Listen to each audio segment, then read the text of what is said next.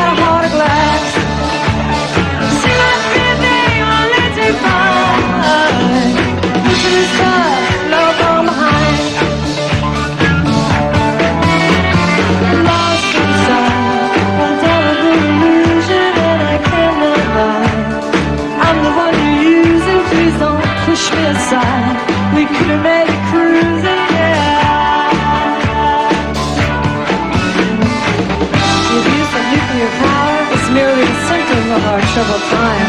It is time for all Americans to take control of their own lives and stop being pushed around and poisoned. The race for nuclear superiority can only end with the destruction of civilization. Okay, it was a little ad-lib in the middle of that song. Oh, she's so great. She has such a quirkiness about her, and she's so quirky but cool. I mean, her moves even are a little bit kind of awkward and still yet kind of have a sexy kind of cool feeling to them. She's got a cool voice. I love her lower registers, but she's able to bring it way up and hit those high notes as well. Just an absolutely amazing band. They were very special because they could do any kind of music. I mean, they did, this song was kind of a poppy disco song, you know, but then they did songs like Rapture, which were kind of like entering into the rap world. The Tide is High, with their kind of more of a reggae kind of feel to it. And then some more kind of rocking songs as well. They were just absolutely a really cool band with lots of different interests, and I love that about them because they always kept you guessing, and you never got bored of them because there was always something new. And this is probably one of their biggest hits, and it's a great one. Anyway, I hope you're enjoying this. This is a lot of fun. I'm going to rewind that a little bit because I want to hear her little spiel there and about nuclear kind of, I don't know, explosions or something. It's not usually in the song, so this is a little ad-lib she did. And I have to just comment on the Midnight Special. This was a fantastic show. In the 1970s, the bands that they had on this show, absolutely phenomenal. Some of the biggest names in music were on this show, and it was great stuff. I have to look for some more bands and songs that I can do that were on the Midnight Special, because it was absolutely phenomenal. All right, let's rewind it a wee bit here. It is time for all Americans to take control of their own lives and stop being pushed around and poisoned. The race for nuclear superiority can only end with the destruction of civilization. Oh, little political rant there. Okay.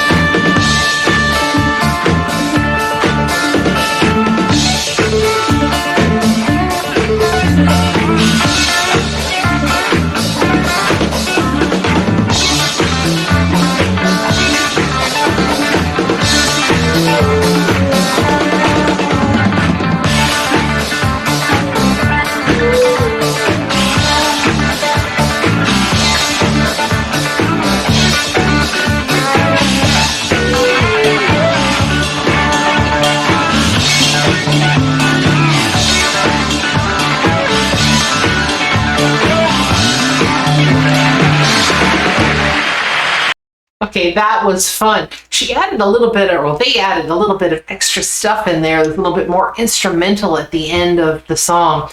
When she got into that higher range for doing the ooh part at the end, it wasn't as high as it was on the studio version, so I have to say I like the studio version better when it came to that. But I did like the little bit of addition to the instrumental part. I thought that was really fun. And like I said, it was fun to see her do her quirky little moves. Always fun to watch her kind of dance around the stage a little bit. Anyway, she was remarkable, and that band was fantastic, and I really like Blondie. I'd be more than happy to do more Blondie songs, so put it down in the comments. Maybe you could tell me some of your favorites. And if you haven't been around the channel for a while, I have done a couple other Blondie songs, so you could check those out if you go back through some of the older videos.